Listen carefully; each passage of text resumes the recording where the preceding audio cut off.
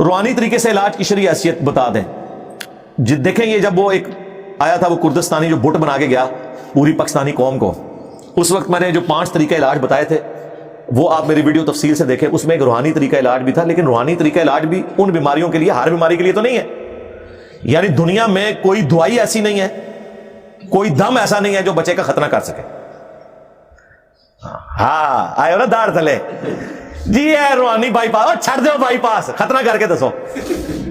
جی نہ ہو نا تے چھوڑ دو. آج جس بزرگ نے سٹیک تے لوانا ہے اپنے آپ کو, کیڑا ہے جڑا ہے لکھ کے دو منو کہ اگر میں نہ کر سکیا ختنہ تو جو مرضی کرو جی صاحب اجازت ہے, تو پتہ چل جائے گا.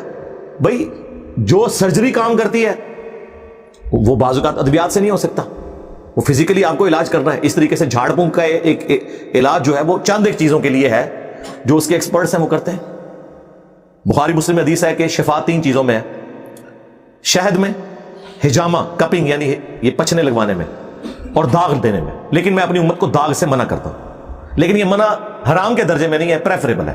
کیونکہ مسلم شریف میں حدیث ہے ایک صحابی کو زخم لگا, اس کا خون نہیں رکتا تھا, نبی علیہ السلام نے اپنے مبارک ہاتھوں سے داغ دیا. داغ یہ ہوتا ہے کہ لوہے کی کوئی سلاخ, تیر کا اگلا حصہ, کوئی لوہے کی چیز گرم کر کے جب وہ فل گرم ہو جائے تو وہ اس زخم کے اوپر لگاتے ہیں, وہاں سے وہ گوشت اور وہ سارا حصہ روسٹ ہو جاتا ہے, پھر وہ خون نکلنا بند ہو جاتا ہے. آج کل الیکٹرک داغ دینے والے انسٹرومنٹس آ گئے ہیں جو سرجنز وغیرہ یوز کرتے ہیں.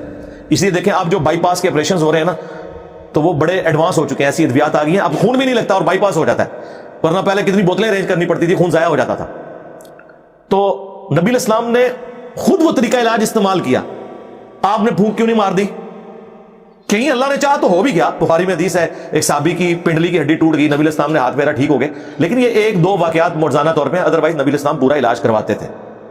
اور علاج کرنا ہے, جو چیز اس طرح کی سرجری والی ہے وہ دم کرنے سے نہیں ٹوٹی ہوئی ہڈی جڑ جائے گی, وہ نبی علیہ السلام کا ایک معجزہ تھا. اگر آپ کو اپنے بزرگوں پہ اعتماد ہے تو توڑوائیں اپنی ٹانگیں اور ٹائم قیامت تک جائے, کروا کے دسو کسی کو سیدھا. اس طرح نہیں ہوتا میرے بھائی. معجزات جب اللہ تعالیٰ کسی کے لیے چاہے ظاہر کر دیتا ہے, لیکن آپ نے معجزات اپنے بابوں کے لیے مانے ہوئے ہیں تو پھر بہتر یہی ہے کہ پریکٹیکلی کر کے بتائیں. آپ جو آپ کلیم کر رہے ہیں وہ کر کے بتائیں. کہتے ہیں بزرگ جو ہے وہ اگر جو ہے وہ کیمرہ اور سیٹلائٹ جو ہے وہ سارے بر اعظموں میں ایک کمرے میں بیٹھ کے دیکھ سکتا ہے تو اللہ کا ولی کیوں نہیں دیکھ سکتا؟ چھاڑ دو سرکار, کوئی مسئلہ نہیں ہے. اگر PIA کا پائلٹ جہاز اڑا سکتا ہے تو بزرگ کیوں نہیں اڑا سکتا؟ بٹھائیے سارے بزرگانوں اور کاکپٹ سے جو ہے پائلٹ کو کہے جی آپ تو نکلے نا, یہ اڑانے والے جی کیا مسئلہ دھیرے جا کے لینڈ کرنا ہے انہوں نے جتنے کرنا ہے. نہیں اگر یقین ہے تو کرے نا. کہتے ہیں نا روحانی علم تو جو ہے وہ اوپر ہے اس دنیاوی علم سے, اور اس دنیاوی علم کو یہ کر رہے ہوتے ہیں اللہ کے بندوں خدا کے لیے. نبی علیہ السلام نے جب مختلف بادشاہوں کے پاس خطوط لکھے ہیں تو ان زبانوں کے ایکسپرٹ بندے بلوائے ہیں, ان کی زبانوں میں لکھوائے ہیں. اس طرح نہیں ہوتا جس طرح آپ سمجھتے ہیں. دنیا بقدر ایفٹ ہے. کبھی کبھار کوئی مرزانہ بات ہو جائے وہ الگ بات, وہ انبیاء کے ساتھ خاص ہے. باقی غیر انبیاء کے ساتھ نبی علیہ السلام کے مبارک دور میں بڑے عجیب و غریب قسم کے معجزات ہوئے ہیں, وہ بالکل درست ہے, وہ نبی کے معجزے. لیکن رسول اللہ کی وفات کے بعد جو کچھ ہے وہ دعا کی حد تک ہے, اللہ تعالیٰ چاہے تو کر دے, اللہ تعالیٰ چاہے تو نہ کرے. لیکن وہ اس طرح کے فوق الفطرت معاملات کوئی نہیں ہے. ہاں یہ ذہن میں رکھیے گا, یہ بہت مشکل کام. ہاں بارش کی دعا کی ہو گئی, ٹھیک ہے, سمجھ آتی ہے بات کی. اس طرح کے معاملات ہو سکتے ہیں جو اللہ کے فزیکل فینومینا آف نیچر ہیں, ان میں اللہ تبارک و تعالیٰ کسی کی دعا قبول کر لیتا ہے. لیکن کبھی ایسا نہیں ہوا کہ جی کسی صحابی کی آنکھ نکل گئی ہے, دوسرے نے پھونک ماری ہے تو اس کی نظر واپس آ گئی. نہ کسی کی ہڈی ٹوٹی ہے تو یہ جنگ قادسیہ اور یرموک میں صحابہ کرام کو جو زخم لگتے تھے تو ایک دوسرے کو سورہ فاتحہ پڑھ کے پھونکتے تھے اور زخم ٹھیک ہو جاتا تھا. خدا کے لیے اس طرح نہیں معاملات ہوتے. دنیا کو اللہ نے بقدر ایفرٹ چھوڑا ہوا ہے. آپ کو تو کہانی کرائی ہے جی, ابو الحسن خرقانی نے کرتا دیا تھا محمود غزنوی کو, اور محمود غزنوی نے جو سومنات پہ جو آخری حملہ کیا وہ اس کی برکت سے کامیابی ہوئی. رات نو بابا جی پھر ہوئی ناراض. بابے کتنے خوش ہوتے تھے جب تک نعرہ نہ مارو انہوں نے کہ تسی میرا نام نہ لو.